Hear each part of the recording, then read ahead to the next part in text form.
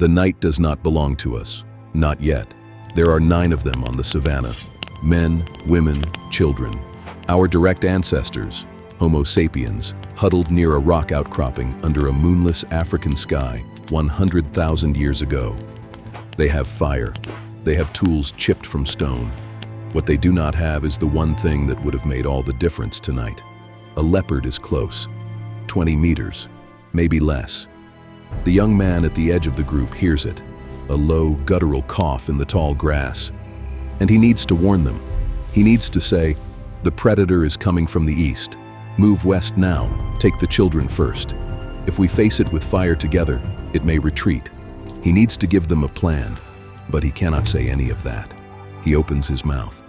What comes out is urgent, a bark, a gesture, pure alarm without architecture. Some understand, some don't. Precious seconds dissolve in the translation of raw fear. They scatter. A child is separated, then snatched back. The leopard drifts away into the dark. They survive, this time, by luck as much as communication. Now ask yourself, what if he could speak? That single ability, to encode a complex thought into organized sound and transmit it from one brain to another across the invisible medium of air, is the most transformative biological event in the 4-billion-year history of life on this planet. More consequential than the fin becoming a limb. More significant than the first warm-blooded heart. Because with language, one creature could for the first time give another creature its exact thought. Not a gesture toward meaning, the thought itself. From that frightened bark in the African dark to the Gettysburg Address. From alarm calls to algebra. From grunts to Shakespeare. From the primal to the profound. How? This is the story of the greatest revolution in human history. A revolution so silent that for most of its existence, it left no fossil record. A revolution written not in stone, but in the soft tissue of a throat. And it begins in the one place most of us have never thought to look, inside your neck. Right now, inside your throat, sits a structure so precisely engineered that no human technology has ever fully replicated it. It is called the larynx. You may know it as the voice box, but that name does it a spectacular disservice. It is not a box, it is an instrument. The most sophisticated acoustic instrument in the known universe, and it weighs less than an ounce.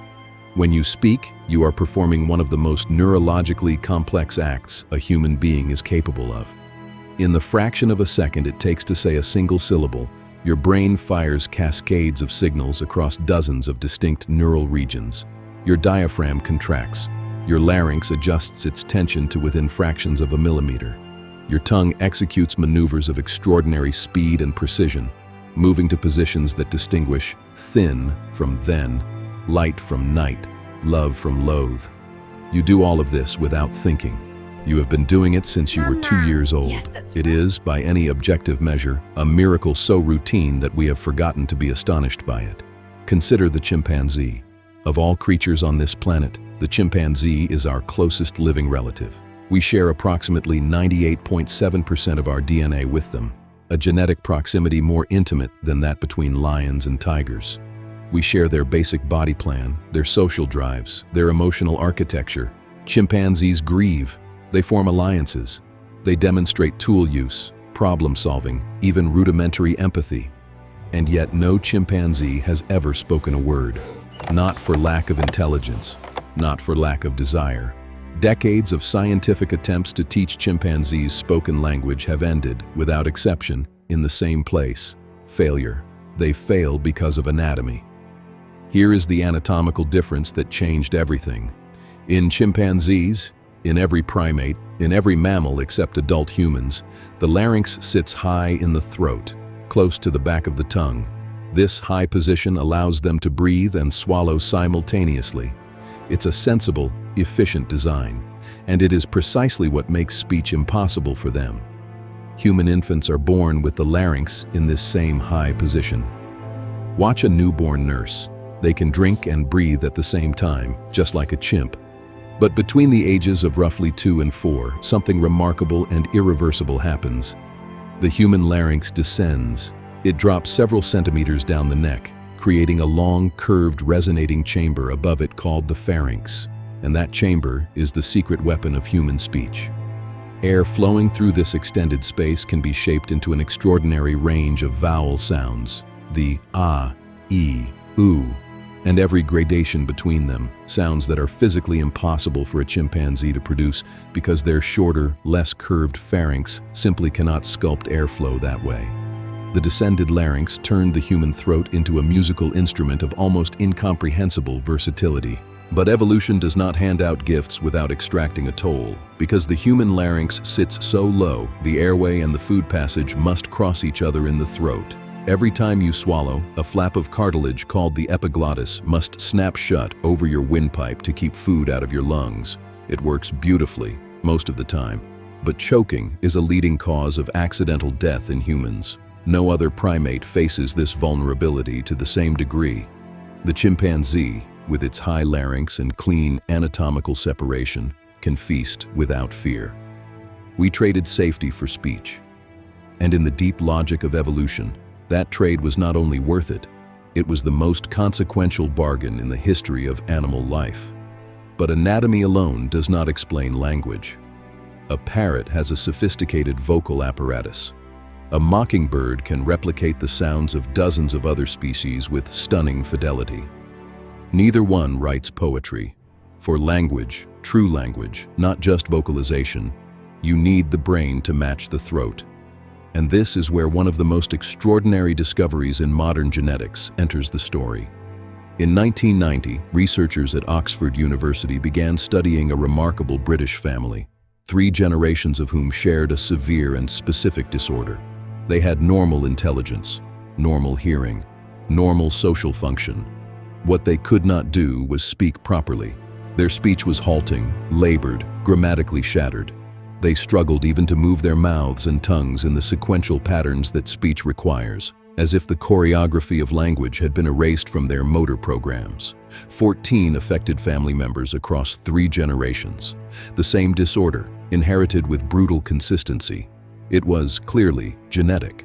In 2001, after a decade of investigation, scientists identified the culprit. A single gene on chromosome 7, which they named FOXP2. The headlines called it the language gene. The scientists were more precise and more correct. FOXP2 is not a language gene. It is a master regulator, a transcription factor that, during brain development, orchestrates the activity of hundreds of other genes. It governs the growth and wiring of neural circuits in regions critical to speech. Broca's area in the left frontal lobe, responsible for speech production and grammar. The basal ganglia, which coordinate the learned motor sequences that speaking demands. The cerebellum, which provides the real-time error correction that keeps your words intelligible. FOXP2 doesn't build the voice, it builds the brain that runs it. And here is where the story becomes genuinely stunning. FOXP2 is ancient. Mice have it, fish have it, crocodiles have it, and across all of these species, separated by hundreds of millions of years of evolution, the gene is almost completely unchanged. Its protein sequence is identical across a staggering range of vertebrate life, a sign that its function is so critical that any mutation was ruthlessly eliminated by natural selection for hundreds of millions of years. Then, in the human lineage, it changed twice. 2 amino acid substitutions, 2 tiny molecular edits in a protein 715 amino acids long, separate the human version of FOXP2 from the chimpanzee version. 2 changes out of 715. And those 2 changes swept through the human ancestral population with extraordinary speed, somewhere between 100,000 and 200,000 years ago, in a timeline that aligns with chilling precision to the moment when behavioral complexity appears to explode in the archaeological record. Researchers at MIT engineered mice to carry the human version of FOXP2 in place of their own. The mice didn't suddenly speak, but their brains developed differently, with more synaptic connections in the basal ganglia, faster learning of complex sequential motor tasks, and measurably more complex vocalizations. 2 amino acid substitutions, a different kind of brain, a different kind of voice. Before we move forward, history demands a pause for one of this story's most haunting questions. Did we have company? For hundreds of thousands of years, Homo sapiens were not the only humans on Earth. The Neanderthals, our closest evolutionary cousins, who roamed Europe and Western Asia for over 300,000 years, had large brains, buried their dead, created jewelry, and cared for their injured.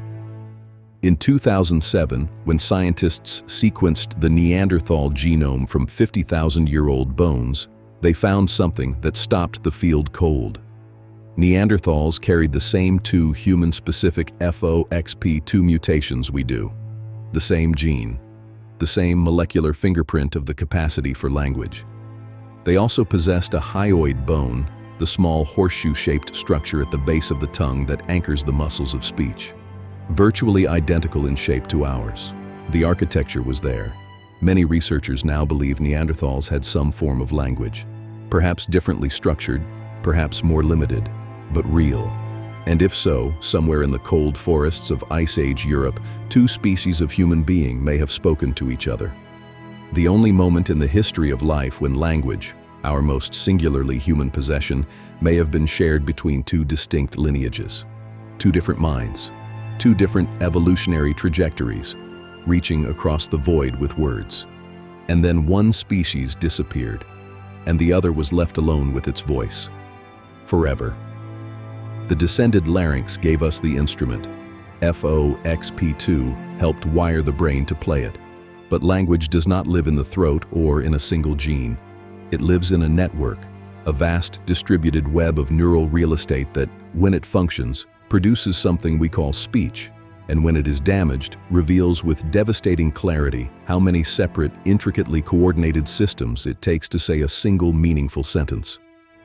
In the 19th century, two neurologists, Paul Broca and Carl Wernicke, each studied patients whose strokes had destroyed a specific patch of brain tissue, and in doing so, accidentally mapped the architecture of language. Broca's patients could understand speech perfectly. They knew exactly what they wanted to say, but they could not produce it. What came out was telegraphic, stripped, nouns and verbs jammed together without grammar. Want, water, cold. Wernicke's patients had the opposite problem. They spoke fluently, rapidly, with normal rhythm and melody. But the sentences were meaningless. Words were scrambled, invented, disconnected from any coherent intent. Two different regions, two different catastrophic failures. Together, they revealed that language is not a single thing. It is an architecture, a cathedral of coordinated processes, any single pillar of which, when it falls, brings part of the structure down with it. This architecture did not appear overnight. It emerged over millions of years from the convergence of three forces: a throat that could produce an unprecedented range of sounds, a gene that wired a brain capable of controlling that throat with extraordinary precision, and a social life complex enough to demand, urgently and existentially, a better way to communicate. Anatomy, genetics, social pressure. Three threads, braided over deep time, producing the improbable and magnificent result. A creature that can describe the stars, mourn the dead, and comfort a frightened child with nothing more than arranged sounds in the air. The voice box was ready. The brain was wired. Now came the hardest question of all. What were the first words? Language leaves no fossils.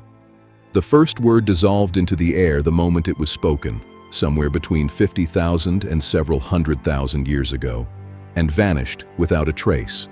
We will never recover it. But science is not without clues. And the clues, assembled carefully, tell a story more surprising and more beautiful than the question suggests. Linguists have proposed dozens of theories for how language originated. Most have been given cheerfully undignified nicknames: the bow-wow theory, the ding-dong theory, the yo-hey-ho theory, the la-la theory. The names are irreverent. The ideas behind them are not. Two theories in particular have survived the most rigorous modern scrutiny. Supported by data from neuroscience, evolutionary biology, and primate behavioral studies. They are not mutually exclusive. They are almost certainly two chapters of the same story.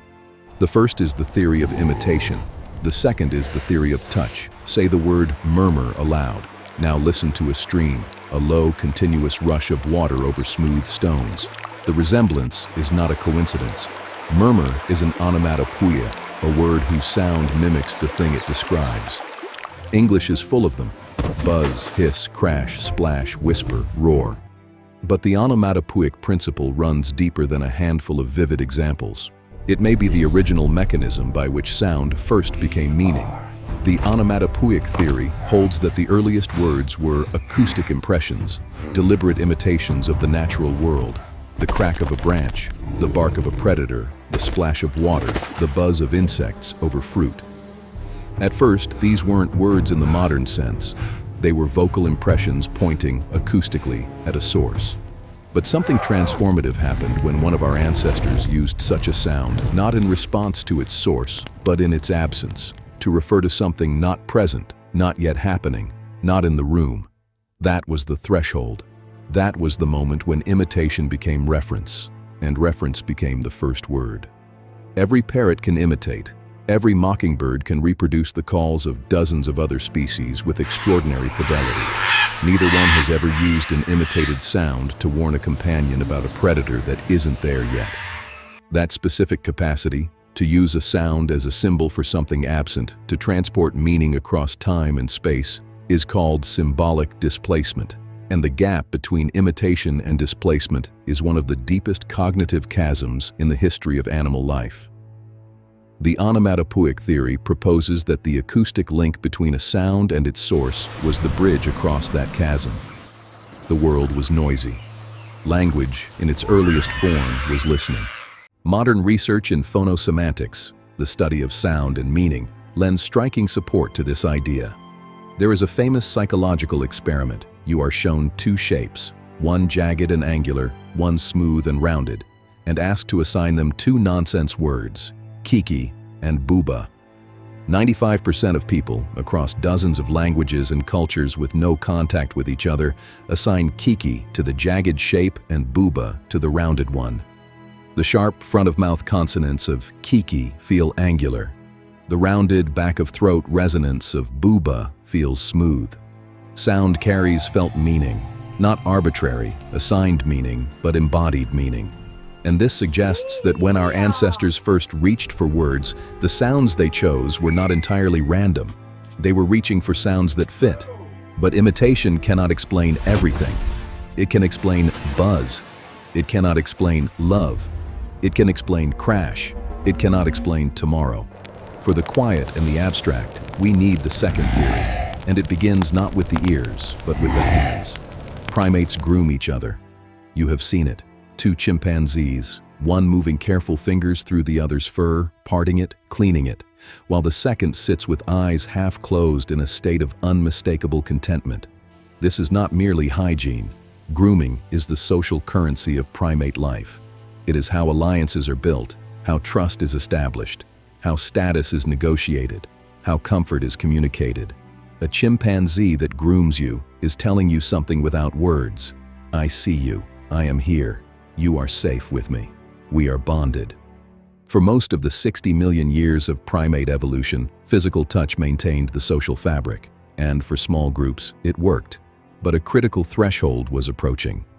In the 1990s, the evolutionary anthropologist Robin Dunbar at Oxford conducted a landmark analysis. He studied more than 30 species of primates and looked for the single best predictor of relative brain size. Specifically, the size of the neocortex, the outer layer responsible for higher cognition. The standard answer had always been ecology. Smarter animals navigate more complex environments, track more food sources, use more sophisticated tools. Dunbar found something else entirely. The single best predictor of neocortex size across all primate species was not diet, not environment, not tool complexity. It was social group size. The bigger the group an animal lived in, the bigger its neocortex. Primate brains, Dunbar argued, did not evolve primarily to solve ecological problems. They evolved to manage relationships, and managing relationships required grooming, but grooming had a ceiling. Modern chimpanzees spend between 15 and 20% of their waking hours at it. For a group of 50, that budget is already stretched close to its limit. Now imagine a hominin with a social group of 150. The number Dunbar calculated as the natural ceiling of human social networks, now known as Dunbar's number. Maintaining all those bonds through physical grooming alone would require approximately 40% of all waking hours. Biologically impossible. Something had to give, and Dunbar's argument, elegant, controversial, and supported by considerable evidence, is that what gave was the very nature of social bonding itself. When touch could no longer scale, evolution found a replacement. It found the voice. Language evolved on this account not primarily as a tool for coordinating hunts or warning of predators. Language evolved because we needed to groom each other, socially, emotionally, relationally, and the voice could do what the hand could not. It could reach multiple people at once. You can groom one individual at a time, but you can talk to a group. You can simultaneously maintain bonds with 5, 10, 15 people through the medium of sound. Vocal contact became an acoustic embrace.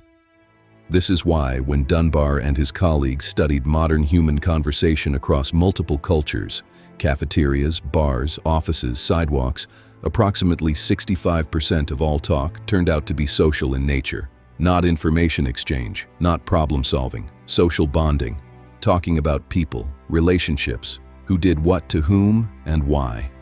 What we casually dismiss as gossip is not trivial. It is our deepest evolutionary behavior. It is the mechanism by which our ancestors scaled trust from the small band to the village to the city, without anyone having to sit still and pick parasites from everyone else's hair. How are you? Is not a question. It is a grooming gesture. We have been grooming each other with sound for perhaps hundreds of thousands of years. We call it conversation. Before language fully arrived, before grammar existed to stitch sounds into sentences, there was gesture. Many researchers now believe that pointing, miming, and deliberate physical communication scaffolded spoken language, providing the conceptual architecture of reference and shared attention that words would eventually inherit. Consider what a human infant does at 12 months of age, before it can speak its first word. It points. Not just reaching for something it wants, as a chimpanzee might do, but directing another person's attention. Looking back and forth between the object and the other person's eyes, trying to create a shared focus, trying to make two minds look at the same thing at the same time. This is called shared intentionality, the ability to understand that another mind can be directed, can participate in a joint mental experience, can share your focus. It is, many researchers now believe, the cognitive bedrock on which all language is built. You cannot teach someone a word for something unless both of you are first attending to the same thing. The point is the prototype. The gesture was the first draft of the sentence. Beneath gesture lies a neural system that may be one of the most important accidental discoveries in the history of neuroscience. In the 1990s, researchers studying motor neurons in macaque monkeys found a class of cells located in the premotor cortex that did something extraordinary. They fired not only when the monkey performed an action, but also when the monkey observed another individual performing the same action. These neurons, quickly named mirror neurons, respond to the actions of others as if those actions were one's own. They are the neural mechanism of imitation, of empathy, of understanding another's intentions by internally simulating them. When your ancestor watched a hand gesture and understood it, mirror neurons were firing. When they heard a vocalization and copied it, mirror neurons were firing. When, for the first time, a sound resonated with an internal state, an image, a memory, and meant something, mirror neurons may have been at the center of that revolution. Language is not transmitted between people. It is resonated. What preceded full language, the structured, grammatical, infinite generative language we use today, was almost certainly what researchers call proto-language, a system richer than animal calls, but simpler than grammar. Individual meaningful units, essentially words, without the combinatorial rules that allow those units to be assembled into sentences. A border collie can learn the names of over 1,000 objects, but no dog has ever combined two of those names into a sentence, has ever said, "ball behind fence," to communicate a spatial relationship it needed to convey. That combinatorial power, the ability to take a finite set of words and arrange them according to rules into an infinite set of possible meanings, is what linguists call syntax. And syntax may be the single most critical threshold in the history of language. Proto-language had words. It did not yet have grammar. And without grammar, there is no yesterday. There is no if. There is no because. There is no story. There is no plan for tomorrow. There is no God watching from the sky. There is no nation, no law, no civilization built from anything other than immediate physical reality. The leap from proto-language to full grammar was not just a linguistic event. It was a cognitive earthquake, and its aftershocks are still being felt. In every court of law, every place of worship, every poem, every declaration of independence, every bedtime story ever told. But that leap, the leap into the fully abstract, the fully symbolic, the fully human, is the subject of what comes next. Someone came to Chauvet Cave in the south of France 36,000 years ago. They came with fire, a torch of juniper or pine resin, and pigment ground from ochre and manganese dioxide. They pressed themselves into the deep cold of the earth and they painted horses, aurochs, a rhinoceros so dynamically rendered it seems to be charging still. They were not decorating, they were not doodling. Most researchers now believe they were doing something far more consequential. They were holding an image of something not present, fixing it in space, and leaving it as a message for whoever came after. This is the cognitive revolution in physical form. Not the ability to speak, they had that already. The ability to think about things that aren't there, to hold a mental representation of a galloping horse in a world with no horse in it. To render that representation real enough to share with another mind, across time, across death. And this capacity, the thing linguists call displacement, is the specific feature that separates human language from every other communication system on Earth. Every animal communication system ever documented operates in the present tense. A vervet monkey can scream to warn its troop about an eagle overhead, but it cannot describe the eagle it saw 3 days ago. It cannot plan for the eagle that might come tomorrow. It cannot invent a story about an eagle god who watches over the community from above and must be appeased with ritual. It cannot, crucially, use its communication to maintain beliefs or obligations that extend beyond the immediate sensory world. Only humans can do this, and the mechanism that makes it possible is grammar. Grammar is not a rule book. Grammar is a technology.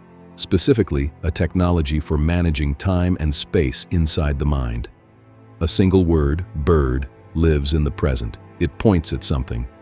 But a sentence, the eagle will return when the rains come, exists in time.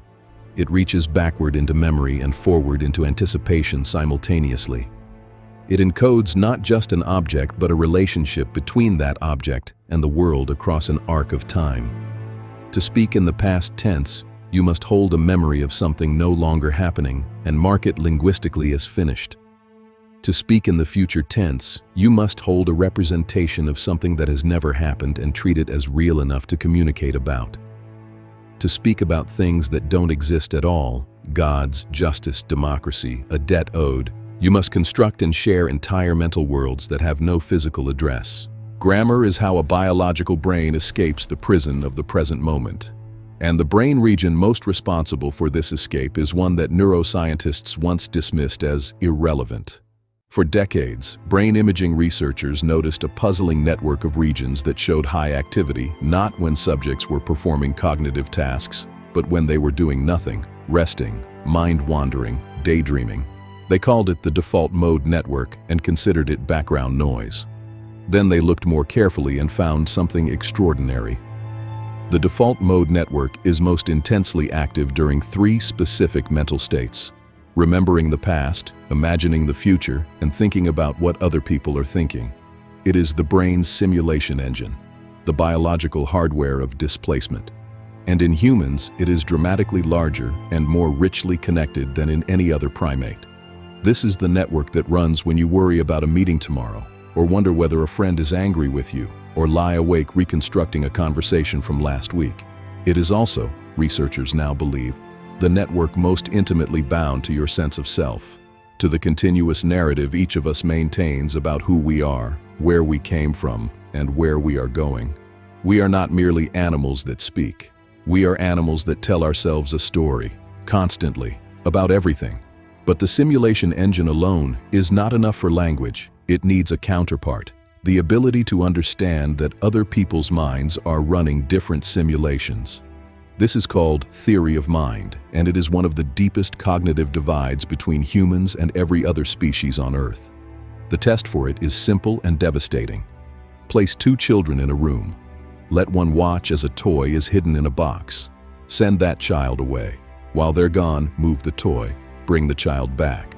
Now ask the second child, who watched everything, where the first child thinks the toy is. A child under 4 years old will point to where the toy actually is. A child over 4 will point to the box. Because a 4-year-old has crossed a threshold, they can now model a false belief in another mind. They can think, she thinks the toy is there, even though I know it isn't.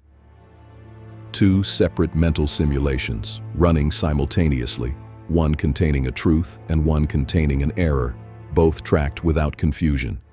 Chimpanzees, despite decades of careful testing, show at best a limited version of this ability. Full theory of mind, recursive, multi-layered, tracking false beliefs, appears to be a uniquely or at least far more elaborately human capacity. And without theory of mind, the full architecture of language is impossible. Consider the sentence, Maria told me that she thinks John knows that the treaty was signed. Parse what that requires. You are holding simultaneously your own knowledge, a representation of what Maria told you, a representation of what Maria believes about John's mental state, and a representation of John's knowledge about a historical event. 4 embedded layers of mind modeling handled in real time, in casual conversation. This is what linguists call recursive embedding, the ability to nest one proposition inside another indefinitely. And it is one of the features of human language that the linguist Noam Chomsky identified as potentially unique to our species. Recursion requires theory of mind as its cognitive substrate. Language and the ability to model other minds co-evolved, each making the other more powerful, each pulling the other forward. And together, grammar, displacement, recursion, theory of mind, they produced something that has no equivalent anywhere in the natural world. The ability to cooperate with strangers around shared fictions. Here is a question that should stop you cold. What is a dollar? Not the paper. The dollar itself, the unit of value the paper represents. It doesn't exist, not physically. You cannot weigh it, smell it, or eat it. A dollar is a collective belief, a shared fiction sustained by the mutual agreement of hundreds of millions of people who have never met, coordinating their behavior with extraordinary complexity around an imaginary object. What is a corporation? It has no body, no location you can point to, no physical existence whatsoever. And yet it can own property, enter contracts, survive the deaths of every single person who founded it. What is a nation? The land would exist without the nation. The people exist independently of their nationality. A nation is a story, a collective narrative maintained in millions of minds, powerful enough to make people willingly die for it. What is justice? What is human rights? You will not find them in a rock. They are not encoded in the laws of physics. They exist, and they matter enormously. They shape the lives of billions, only because enough humans share the mental fiction that they exist. The historian Yuval Noah Harari has argued that this capacity to create and sustain intersubjective fictions across large populations of strangers is the single most important cognitive trait in human history. It is what allowed our ancestors to build organizations larger than the 150-person band that Dunbar's number suggests is the natural ceiling of trust-based cooperation. A corporation of 100,000 employees, a nation of 330 million citizens, a religion of 2 billion believers. These are all held together not by personal relationships, not by physical proximity, but by shared story, by language operating in the realm of the imaginary. The archaeological record shows us exactly when this capacity switched on. Beginning approximately 50,000 to 70,000 years ago, in what researchers call the cognitive revolution, The material evidence of human behavior changes almost overnight, not gradually, not incrementally. In the blink of a geological eye, the record shows figurative art, abstract symbols, ritual burials with grave goods, long-distance trade in luxury objects hundreds of miles from their geological source, and musical instruments, including a flute carved from a vulture bone found in a German cave dated to 43,000 years ago. Something in the human mind crossed a threshold. Language, fully grammaticalized, reached a critical mass of complexity and unlocked an entirely new mode of cognition. The most compelling evidence of what that unlocking made possible stands in southeastern Turkey, in a place called Göbekli Tepe. It is a complex of monumental stone pillars, carved with animals and abstract symbols, built approximately 11,600 years ago. For a century, the standard model of prehistory held a clear sequence: first agriculture, then surplus, then cities, then religion, then monumental architecture.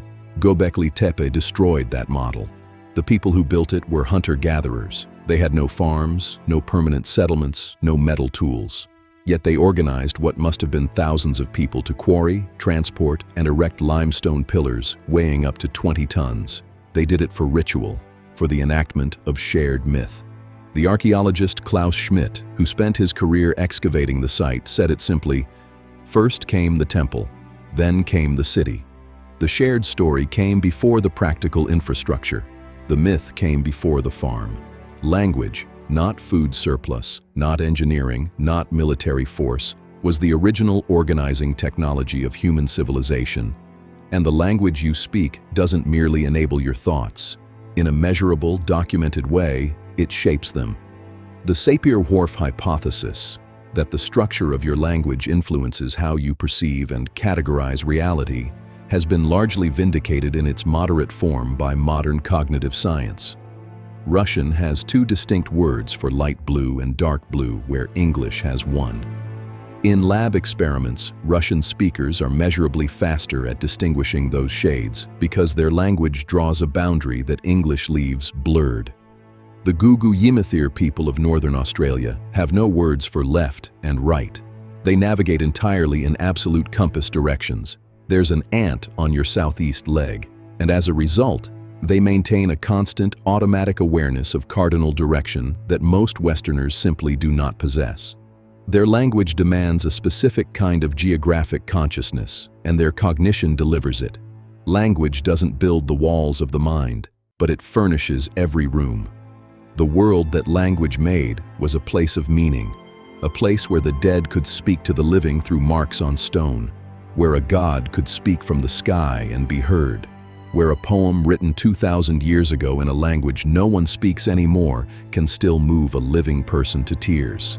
And then, having built this extraordinary cognitive world, our ancestors did something that seems almost reckless. They scattered across the planet, into every valley, every island, every mountain range, and the language, or languages, they carried fractured into 7,000 pieces, 7,000 worlds of meaning, each one a universe. 7,117. That is the number of distinct living languages documented on Earth today. Not dialects, not accents. Full languages, communication systems so structurally different that their speakers cannot understand each other without dedicated study. 7,000 ways of saying "I love you." 7,000 ways of describing rain, 7,000 architectures of meaning, each one a unique cognitive instrument tuned to the specific demands of a specific environment, a specific history, a specific community's accumulated knowledge of how to be alive in its particular corner of the world. All of them descended from one origin, one ancestral population, in one region of one continent, speaking something we will never be able to reconstruct.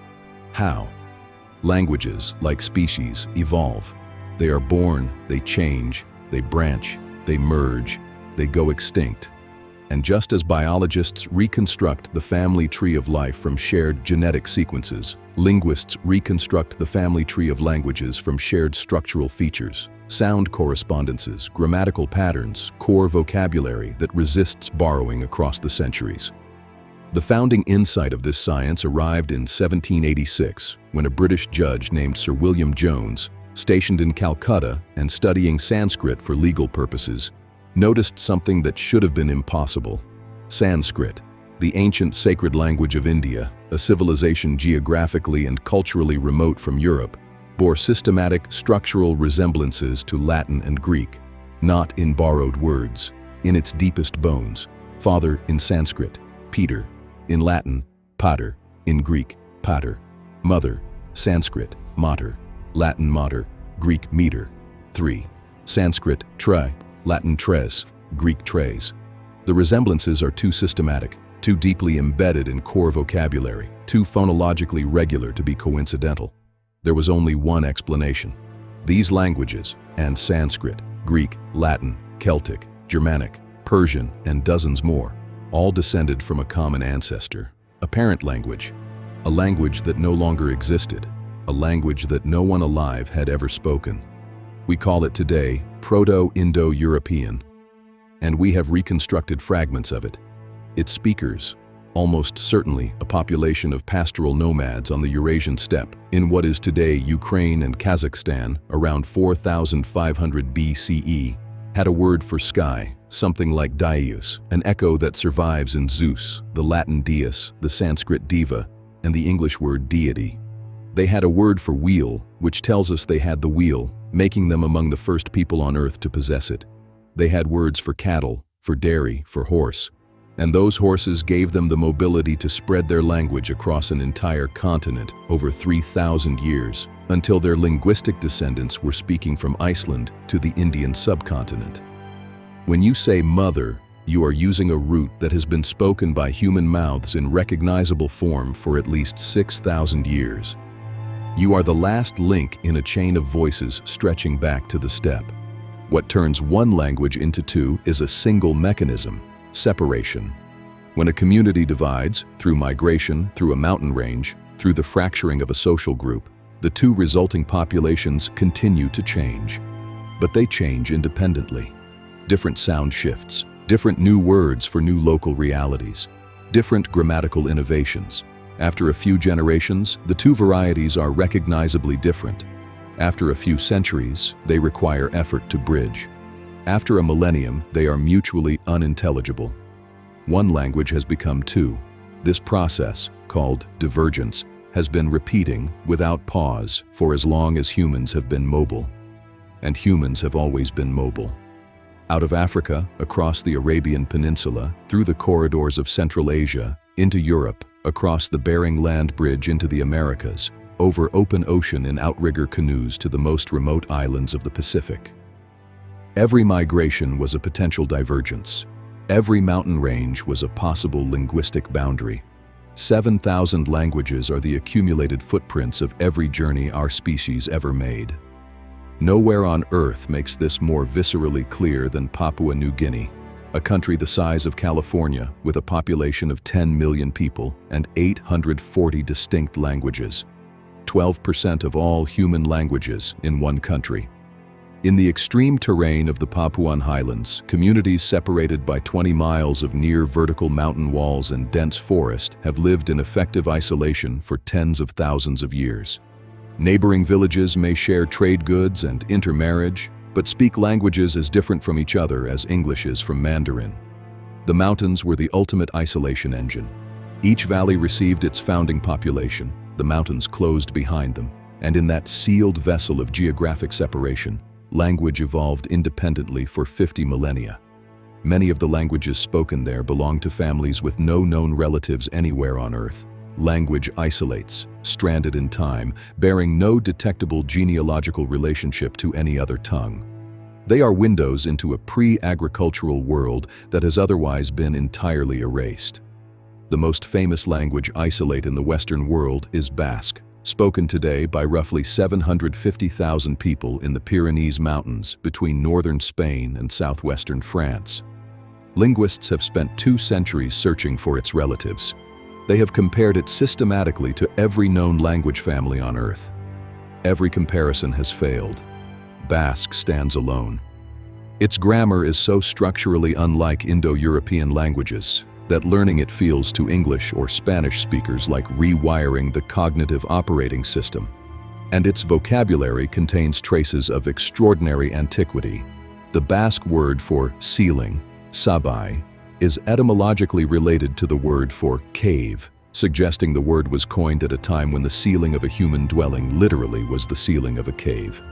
A word formed perhaps tens of thousands of years ago, still alive today, still spoken in the mouths of grandmothers, telling their grandchildren stories in a mountain village on the border of two modern nations. The past is never as gone as we think. Geography explains why languages diverge. It does not fully explain why they stay diverged. Why, in a world of global connectivity, universal education, and instant communication, do 7,000 languages still exist? Why hasn't the world collapsed into a single tongue? The answer lies not in terrain, but in identity. Language is not merely a tool for exchanging information. It is the most intimate marker of who we are and where we belong. It is the medium in which we first learned to love and to be comforted. It is the texture of our inner monologue, the voice of our grandparents, the code by which we recognize our own. In 1962, the sociolinguist William Labov studied a linguistic phenomenon on Martha's Vineyard off the coast of Massachusetts. The island had a distinctive local accent that had been declining for decades as islanders adopted the mainland American speech they heard on radio and television. Then tourism exploded. Wealthy mainlanders flooded in each summer, buying up property, reshaping the social fabric of the island. And the local accent reversed course. It didn't continue declining. It strengthened, dramatically, not among the elderly, among the young. The teenagers and young adults who were most acutely aware of the invasion of outside social pressure were the ones most aggressively amplifying the very features that marked them as islanders. The accent change was not accidental or unconscious. It was a social act, a declaration, we are not them.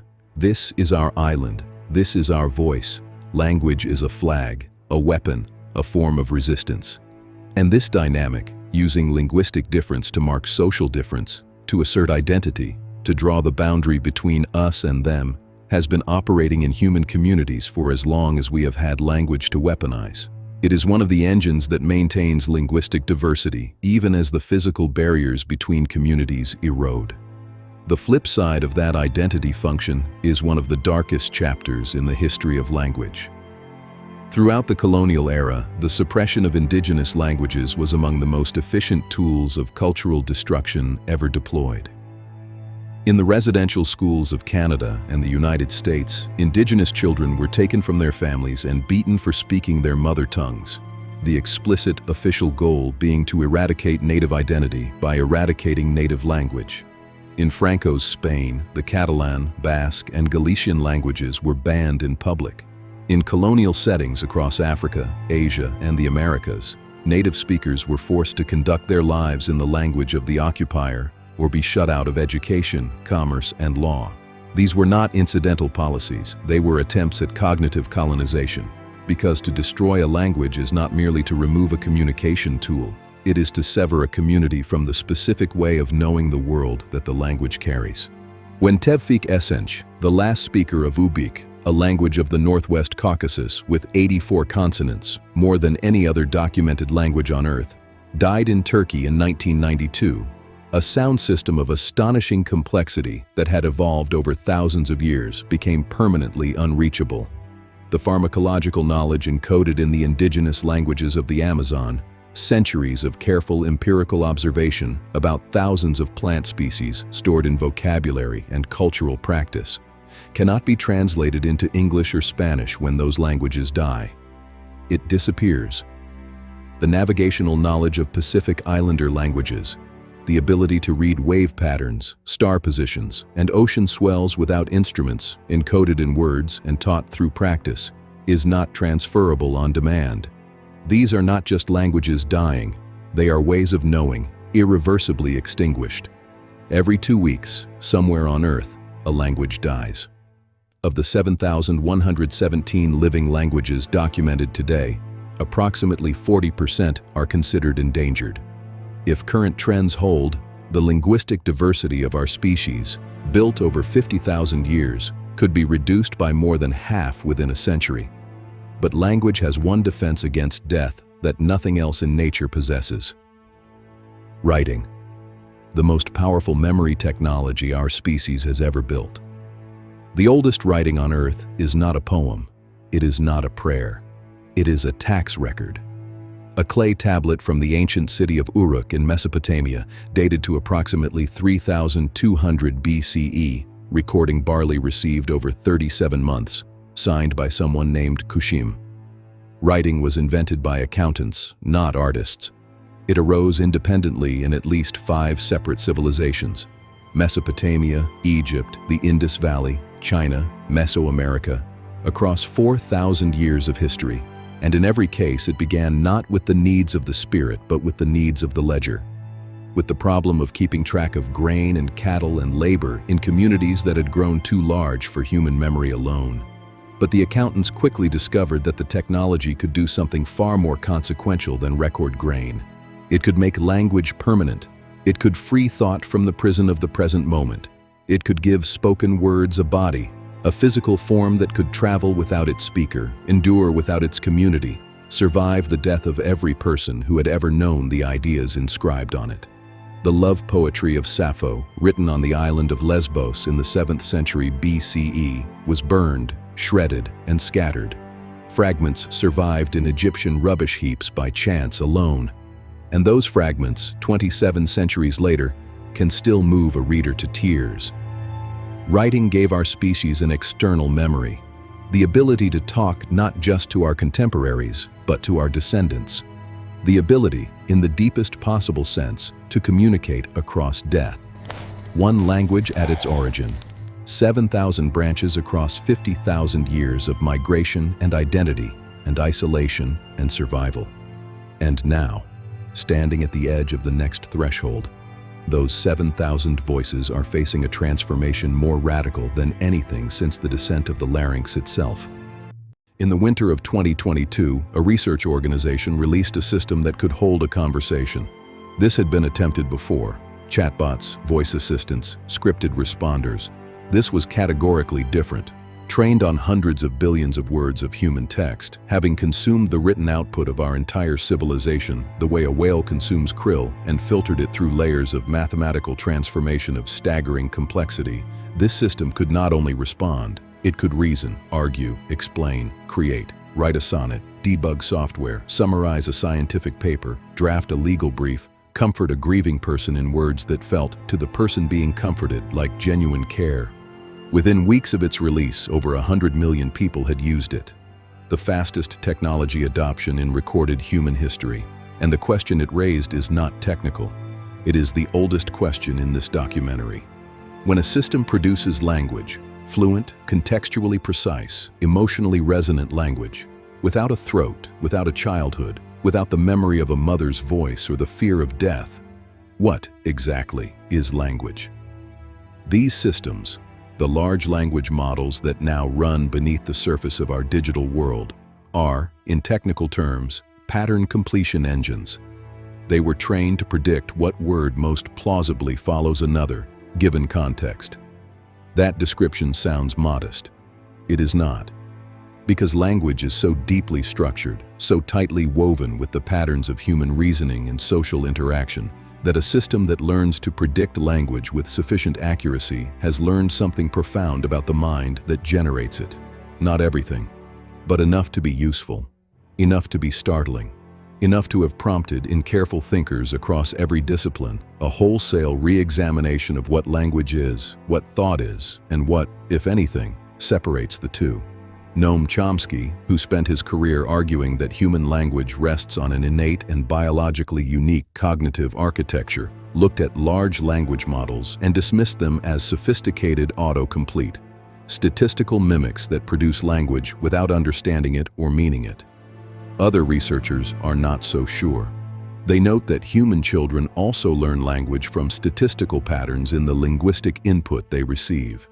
That the philosophical distinction between learning from statistics and learning from experience may be less solid than it appears.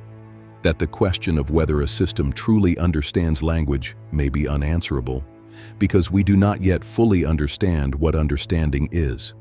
What we can say with certainty is this: Whatever is happening inside these systems, the effects on human lives are real, and they have barely begun. At the University of California, San Francisco in 2023, researchers implanted a thin array of electrodes on the surface of a woman's brain. She had suffered a devastating stroke years earlier that had left her unable to speak. The electrodes recorded the electrical signals from her motor cortex, the region that, in an undamaged brain, sends commands to the muscles of speech. Her muscles could no longer respond to those commands, but the cortex was still trying, still reaching for words. The machine learning algorithms trained on those signals learned to decode them, to read the neural correlates of attempted speech and translate them into text in near real time. At peak performance, the system decoded her speech at approximately 78 words per minute, approaching the speed of normal conversation. She was asked what she wanted to say first. She said she wanted her daughter to know she loved her. This is the technology, more refined, more ambitious, scaled from hospital to consumer market, that companies like Neuralink are building for everyone. Not patients, everyone. A device that would allow any person to communicate directly from neural signal to digital medium without the intermediary of voice or keyboard or typed word. Think it. Send it. The implications fracture in two directions simultaneously, and both are consequential. On one hand, the liberation of communication from every physical constraint. The theoretical end of language barriers. If a thought can be decoded as a neural signal and encoded into any language, the 7,000 tongues of our species become 7,000 interfaces to a single shared substrate. A speaker of Quechua and a speaker of Mandarin could communicate not in a shared language, but below language, in the structured patterns of intention and meaning from which all language ultimately springs. On the other hand, a surveillance architecture of terrifying intimacy, not reading your messages, reading the attempt at the message, the neural flutter of the thought before it becomes a word. The legal scholar Nita Farahani of Duke University has argued that cognitive liberty, the freedom of the mind, the sovereignty of the inner voice, the right to thoughts you choose not to speak, must become the defining civil rights issue of the 21st century. Because language has always been both a bridge and a barrier between minds. It connects, yes, but it also protects. Every word you say is a word you chose to say. Everything you did not say lives in a private space that has, until now, been absolutely yours. A world in which that space can be entered without your permission is a world that has never existed in human history. And it is closer than almost anyone is prepared to reckon with. At its best, in the meantime, the technology is already doing something extraordinary.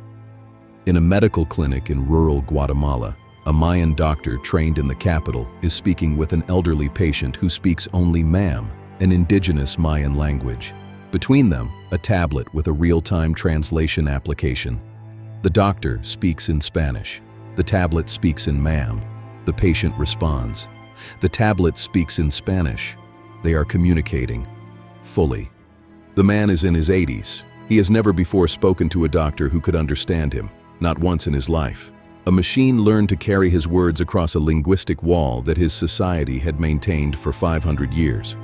Language technology at its best does what language has always done at its best. It reaches, it connects.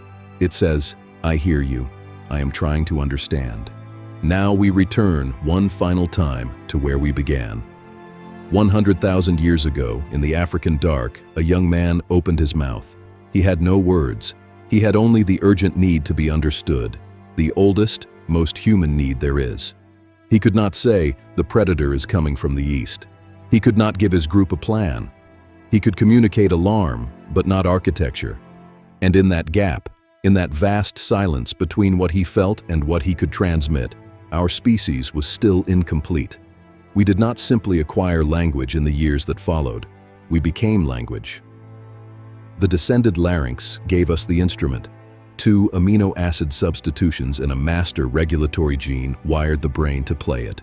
The pressure of social life, the grooming, the bonding, the need to hold together 150 relationships without enough hands, gave us the motive. The sounds of the natural world gave us the first templates. The grammar of displacement gave us time, and with time came memory and anticipation and myth. Abstract thought gave us gods and laws and the shared fictions that built cities.